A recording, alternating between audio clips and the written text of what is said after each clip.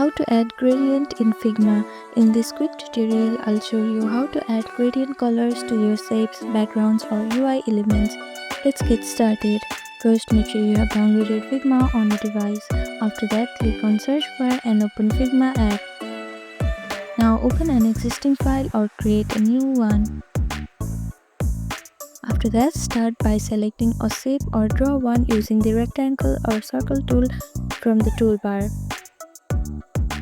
Now go to the right hand panel under Fill and click the color box.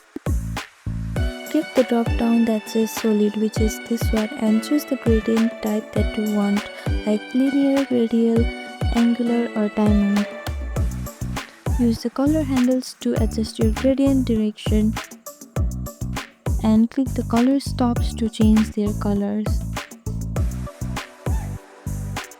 You can also add more stops for a complex gradient looks. Want to reuse the gradient, click the 4-dot icon and save it as a color style for later. And that's it. This is how you add a gradients in Figma. Thank you for watching this video. Please do not forget to like, share and subscribe to our channel and comment down below if you have any other queries. Thank you.